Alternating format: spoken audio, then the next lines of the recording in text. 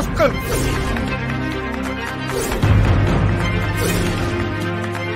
ஏடா நீ எதுக்குடா இங்க வந்த? ஏய், உன்னாலதான்டா என் பொண்ணை இந்த ஊரே தப்பா பேசுது. எல்லாத்துக்கு நீதான்டா காரணம். ஏய், ஏன்டா எங்க குடும்பத்தை இப்படி பண்ண? பொண்ணுன்னா இப்படித்தான் இருக்கணும்னு சொன்னவங்க எல்லாம் இப்ப என் காது படவே அவளை தரக்குறைவா பேசுறாங்கடா.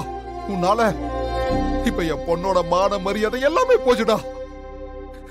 ஏய், ஆனா ஒண்ணுடா, உன்னை எல்லாம் ஒரு மனுஷனா மதிச்சு என் பொண்ணு காதலிக்கிறதுக்கு வாய்ப்பே இல்லடா.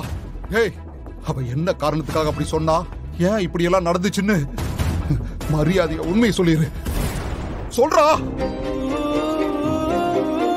ஏய், நான் சத்தியமா சொல்றேன்டா, என் பொண்ணு மேல எந்த தப்பு இருக்காது. ஏய், சொல்றா, சொல்லு. என் பொண்ணை என்ன சொல்லிடா இப்படி பண்ண?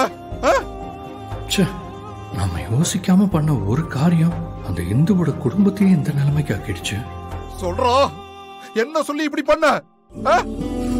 சார், ஒரு நிமிஷம், கோவப்படாதீங்க.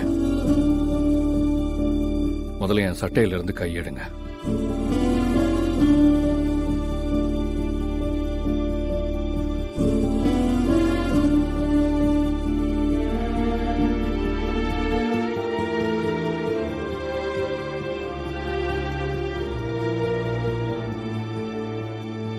அப்பா, இங்க பாருங்கப்பா, நீங்க இதுக்கு மேலேயும் இவர்கிட்ட இந்த மாதிரி நடந்துக்கிறத என்னால தாங்கிக்க முடியாது.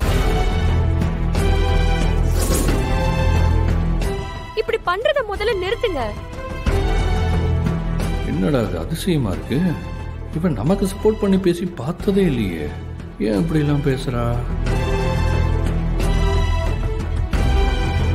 அப்பா, என்ன இருந்தாலும் இவர் என்ன தொட்டு தாலி கட்டின புருஷன்.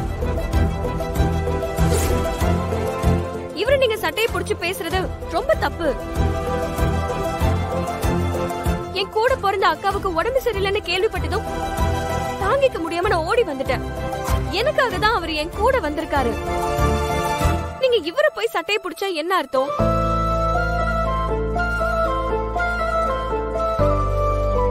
ஏங்க, ஏன் இன்னும் இங்கே நிக்கிறீங்க? வாங்க போலாம்.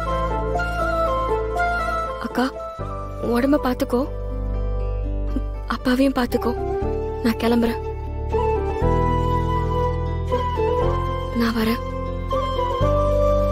வாங்க போலாம்.